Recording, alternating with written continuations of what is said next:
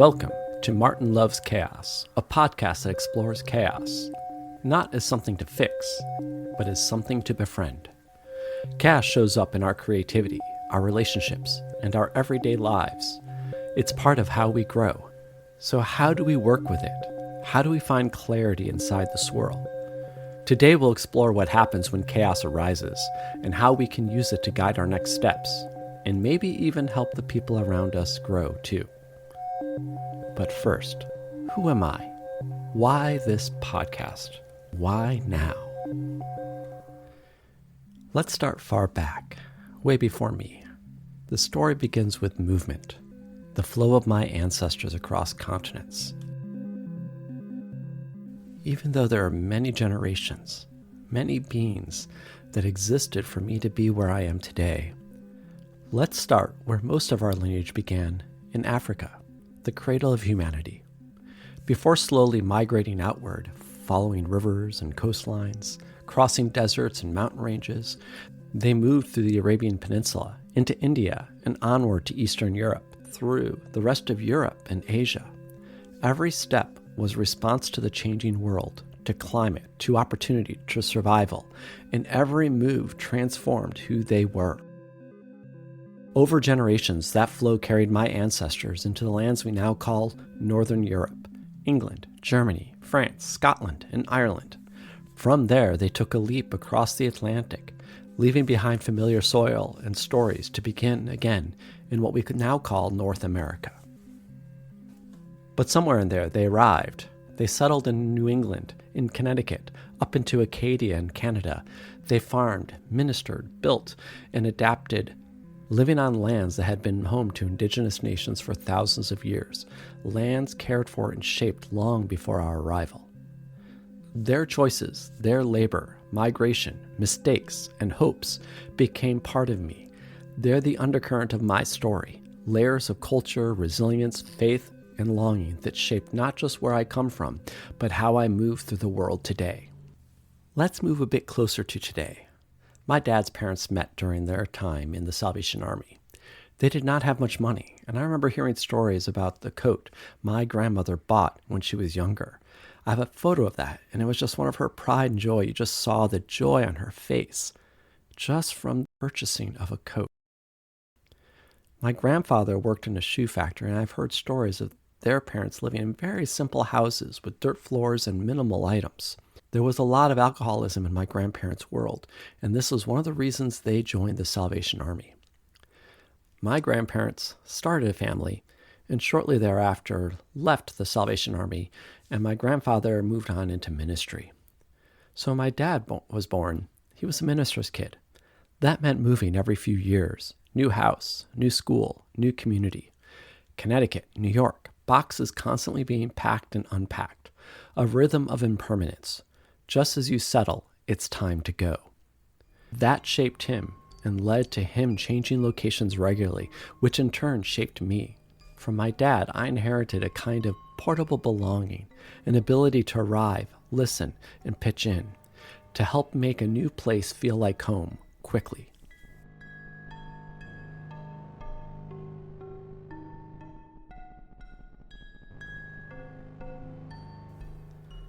On my mom's side, there was more stability, family rooted in Westchester area of New York and Western Connecticut.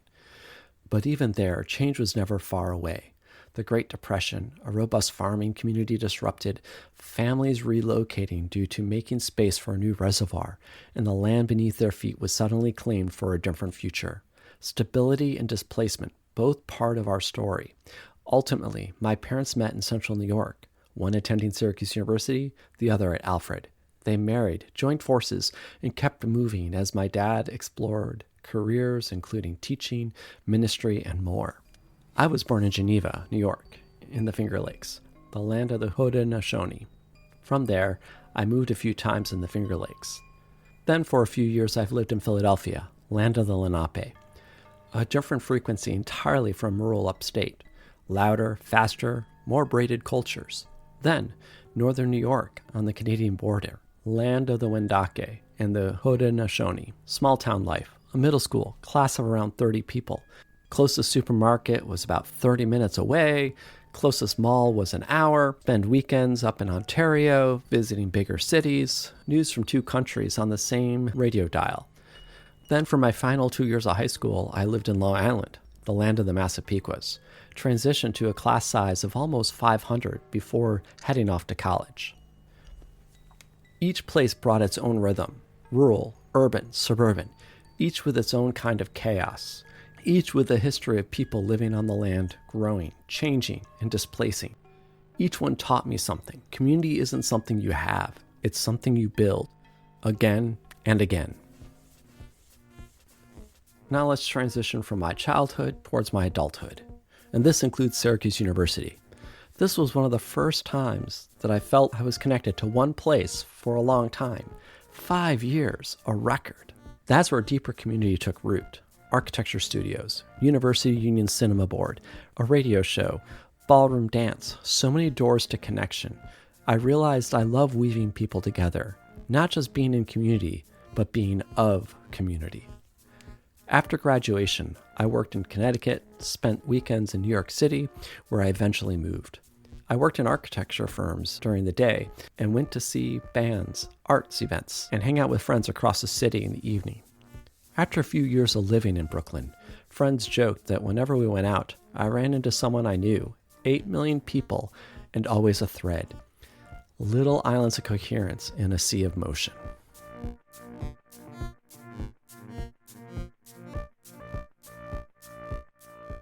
Later, I moved to Washington, D.C., another city, another kind of chaos, nonprofit work, travel to universities across the country, thousands of conversations about education, licensure, leadership. It was beautiful and exhausting. I watched how different communities worked with or fought against their chaos. Eventually, I started asking, who am I in all this? How do I show up? Not just for others, but for myself. This is what introduced me to meditation. In my first class, a teacher said, meditation is a way of making friends with yourself. That landed. I began to slow down, to pause, to notice my own patterns, when I show up well and when I don't. After all, the person I will spend my whole life with is me, and I have spent a good portion of my life at this time trying to avoid being alone. When my world was changing quickly, chaos makes us want to do more, fix more. But sometimes the most powerful move is to pause or stop. As I became more aware of myself, this opened me up to being ready for others. This led to another shift: marriage, children, family. I settled into the Lehigh Valley, also the land of the Lenape, and became a parent of 2, and was joined by a third a couple years later. Suddenly, chaos got ramped up a bit. It was spilled milk, tantrums, homework, frustrations with friends, unpredictable laughter. Family taught me chaos is where growth happens, where patience is tested, where compassion becomes real, and in the middle of it all, the most radical act is simply to listen. You might be wondering, why share all these details about me? It's not to tell you who I am. It's to show you what has shaped me, the people, the culture, the histories that built the ground I stand on. None of this is the whole of me.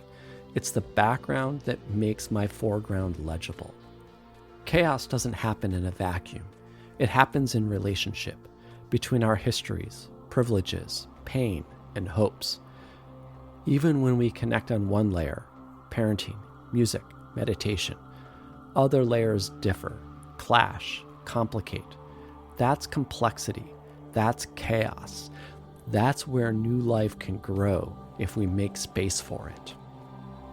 So now, let's take a moment to make some space. Let's take a moment to breathe. Just take a few breaths. Don't control them, don't change them. Just notice your breath, moving in and out of your body.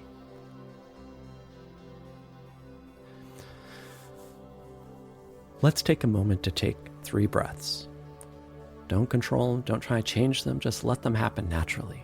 And let's just notice it for a moment. And what do you notice while you're breathing? Do you feel tense? Are you calm? Do you have some worries? Are you tired? Are you energized?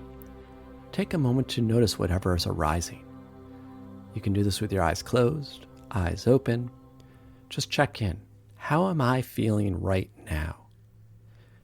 When you know what's happening in you, you can meet the world more honestly.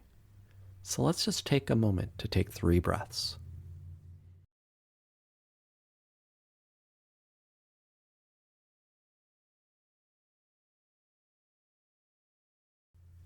Thank you for doing that pause with me. Now let's go into a fun story. Earlier this week, I was playing Keepy Uppy with my kid. I noticed something very profound about the game we were playing. If I hit the balloon hard, it flies wildly, unpredictable. Tap it lightly, it floats and flows. I felt I had a little bit more ability to influence the direction it would go. That's chaos. The harder we fight it, the wilder it gets. Meet it with curiosity, a gentle touch, and it teaches, informs, shares something about its existence. So when chaos shows up, don't swat it away. Tap it. See where it drifts. Follow what you learn. One of the hardest asks of chaos is to let go of control, of the plan, of what we think should happen. We all have the answer to what is better, what works better. But as Otto Scharmer in U Theory asks, why do we collectively produce results that no one wants? When things fall apart, a job ends, a project collapses, a relationship shifts, it's not failure, it's transformation. The system says something new wants to emerge. Breathe. Ask. What needs to end? What wants to be born? Listen. Chaos is not the enemy. It's an invitation. When we pause, listen, and gently tap instead of hit, possibility opens. So wherever you are, notice the chaos around you. Instead of resisting it, say, welcome, teach me.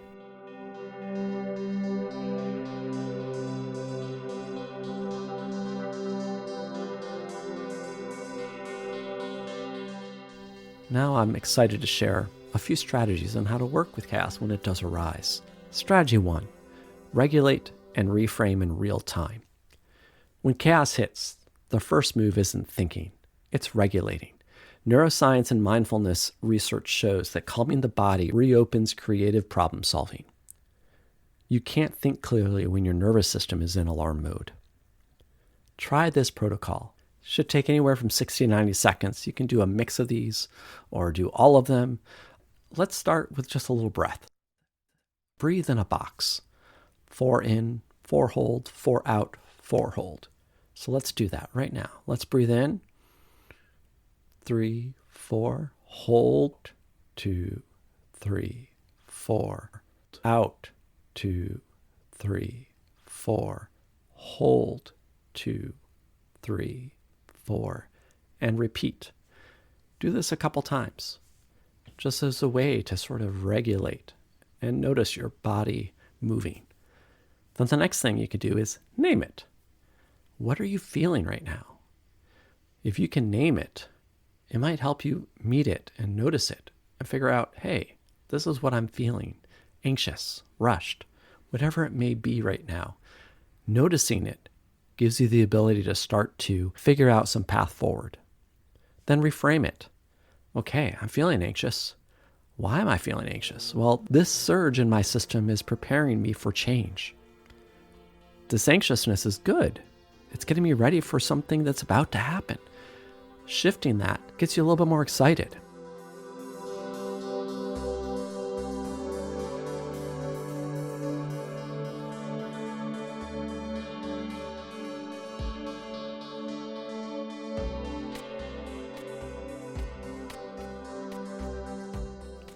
Another good little practice you called sense-make experiment.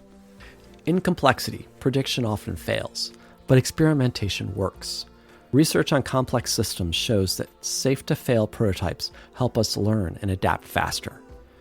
Try this in teams or personally. Frame the uncertainty. What's the real question here? Design small prototypes, 2 or 3 reversible quick experiments. Define success and stop rules. Know when to pivot or pause. Include diverse perspectives. As Scott Page notes, and I'm paraphrasing a little bit here, diversity trumps ability in complex problem solving. Review and learn. What surprised us? What's emerging? What do we try next? Treat chaos as a laboratory, not a disaster. Curiosity becomes fuel. These are ways to work with the chaos as it's arising. The smaller the steps are, the better chance you have of adjusting and readjusting. If you take a lot of time to take a giant step, you could step off a cliff. It's better to take little steps and get closer to the edge of the cliff and see, there's a bridge just down the way. Let me go walk to that bridge instead. So these are things that you can do to work with the chaos when it arises.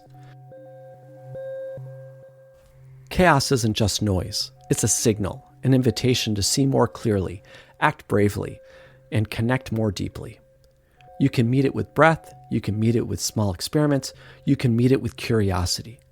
That's the art of being fully alive in the swirl.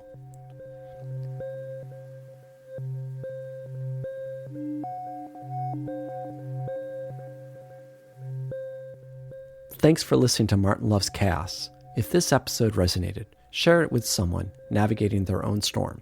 Remember, chaos isn't a sign that something's wrong. It's a sign that something new is trying to be born. Until next time, breathe, listen, and keep dancing with the chaos. Welcome to the swirl.